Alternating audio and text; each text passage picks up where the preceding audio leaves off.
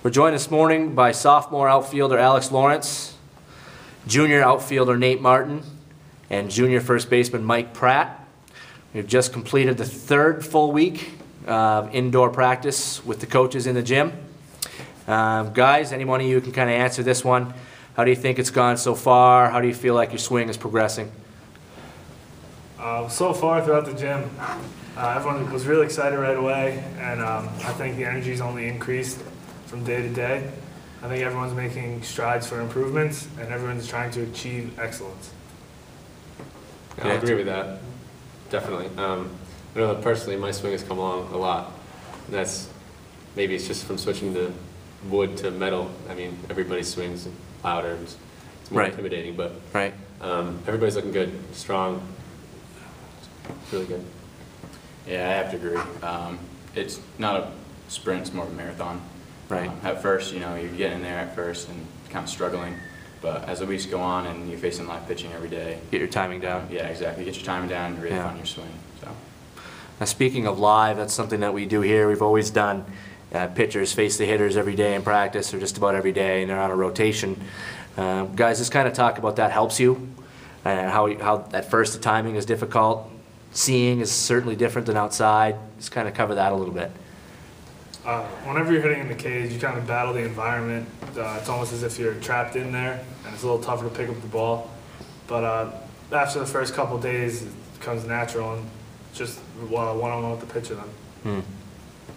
Yeah, definitely. It's a completely different environment than being outside, but sure, it's good because it really lets the hitter dial in. It doesn't, like, all the other outside influences aren't really, not really a factor, which helps the hitter dial in. But yeah, I like it a lot. It's cool going from one cage to another because there's different backgrounds, and it helps you. It simulates different ballparks if you really think about it. Different types of pitchers too. Yeah. Yeah, it definitely helps you when you get to Florida. You know, the ball kind of seems a lot bigger when you get outside because there's not much distracting you. Right. Because in the cage, you're picking up on the net and everything going around with players walking around you. So it's definitely a lot easier when you get to Florida and kind of have an open field to hit with. One of the focuses this winter has been the productive plate appearances that the coaching staff has preached to our hitters. Cover that. Talk about what we've done with that when we're hitting live. What are some of the things that Coach Sanborn is looking for as far as productive plate appearances are concerned? Coach every day picks one productive plate appearance. There's a list of them. You could 8-pitch at bat, get a hit, a whole list. Coach picks one a day that your first at bat live, you try to execute. And I think everyone's really trying to embrace the idea of productive plate appearances, and everyone's really buying in because we know if we have X amount of plate appearances, we'll win games. Yeah, like Al said, there's an extended list of productive plate appearances, and it takes hitters away from the idea of they have to get a hit every time at bat. Like, there's multiple things that they can do. They can, move a guy over, sacrifice bunt, sac fly, even make an infielder make an error. It's just the little things that it makes the batters more happy with their at bats, and no matter what they do. Base runners, moving base runners, things like that. Especially in baseball, when you fail more times than you succeed, it just gives you more of an advantage and kind of more of a enthusiasm to get to the next at bat. Absolutely. You guys mentioned being ready for Florida. This year's spring trip schedule could be one of the toughest this team has ever faced, starting with Endicott, going on to play Wheaton, Keene State, Curry, Western New England, the regional champions from last spring. Talk about how you guys preparing yourself maybe a little bit differently this year, knowing that schedule's starting out our season. Of course, with the stronger schedule, we all have high hopes, and especially our record last year was 2-7. We want to be better than that. So I think everyone, especially the returners, are really trying to focus in a little bit more, if possible, this year. Especially because we know if we have a good record down in Florida, we can get an automatic bid, and everyone's really pushing for that. Yeah, I mean, it's kind of hard to really, I don't know. You don't want to get ahead of yourself. You want to take every game as if it's just like any other. I mean, no matter who you're playing. But obviously the strength of schedule is something in the back of our mind. But we're not going to let it. Well, me personally, I don't let it get to my head too much. I like to keep a level playing field and just play my best every day. Yeah, I think we're all looking forward to it. You can't deny the fact that they're all regional caliber teams and we're facing down there. and just to kind of get a perspective of where we're at as a team from the beginning. And kind of test them to see where they're at and kind of send a message to everyone out there that, you know, we're still here again, and that we're going to make another deep run to the regionals, hopefully. Does that get you guys fired up when that schedule was released, seeing that those teams on that list? Yeah, you can't help it. Yeah, it gets you excited. You want to be put on the map right away. Right. Definitely good answer. Now, what is, you know, indoor practices in New England is kind of a fact of life. What are some of the most difficult things transitioning to outdoors when we first get out to Florida? What are some things that are just, wow, now I'm outside, this is different? The sun. Today the outfielders went outside, take a couple fly balls. The first couple, it was rough, the sun. But we made the adjustments. It's just one of those things you can't experience inside. So it's one of the hardest ones. Yeah. And you can try to simulate things as much as you possibly can inside, but it really doesn't. I mean, it does have an effect, but it really tests your skills once you actually get out there in the real playing environment. Like today, we went outside. And it was brutal. It was pretty brutal, especially for me. Like my eyes just wouldn't adjust. No. But I mean, we'll get there. So. Yeah, I definitely say probably like the ground and the firmness of it, especially when you get to spring weather down here in Maine. The ground's really not ready for baseball. It's kind of nice and squishy and mushy. So the ball really takes an effect to that, and it's tough to read the ball and read hops. Whereas in the gym, it's all hard surface, so you can pretty much read every single bounce. Right. Man, the Florida fields are usually pretty hard, pretty fast, and you get up to New England and they get soft again. Now, two of you guys are making transitions to different positions, although Nate, it's just a switch to right from center. Al, going out to the outfield, you're behind the plate, you DH'd a lot last year. Might even see some time at first, depending on what kind of rotation we get through.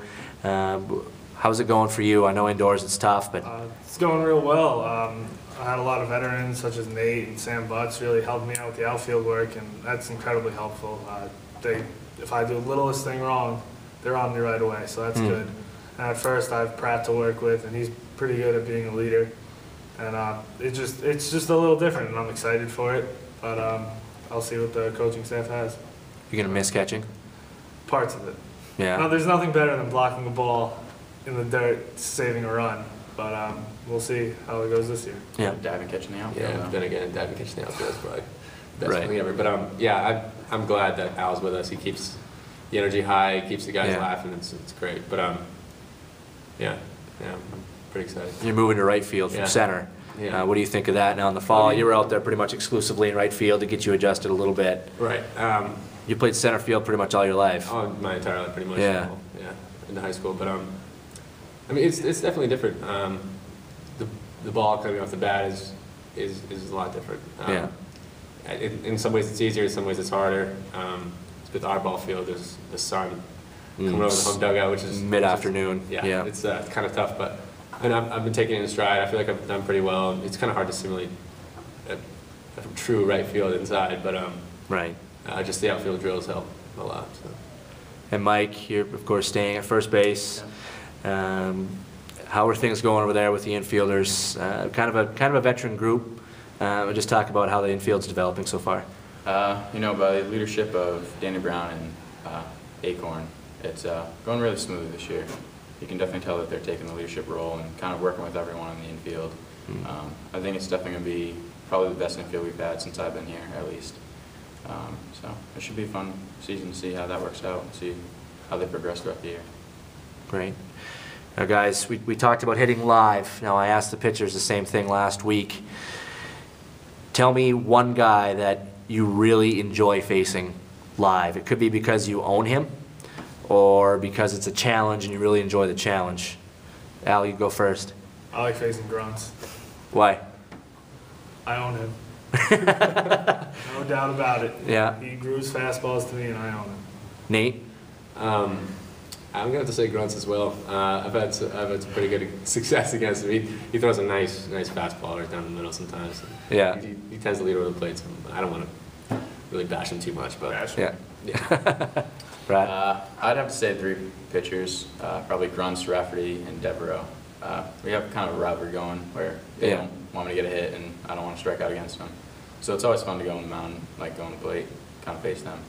So 3 of our best returning guys. How was the success? So far, so good. I've definitely gotten the better of Chad and grunts, but I haven't faced Devereaux yet, but Okay. I've been planning on it, so. Now, one guy you don't want to see, like, kind of has your number a little bit. Al. It's all right. I gotta say Dev. His arm action. Not because he's good or anything, just the arm action. Nate? Well, I haven't faced Devereaux this year, but Rafferty kind of gave me a hard time. First at bat, he grew me a first pitch fastball, and I grew it pretty well. But cage bumps. But the at bat after that, he I was looking first pitch fastball, and he grooved. It was one of the worst sliders I've ever seen in my life, and I just wasn't looking for it, so I just froze you. Yeah, it was awful.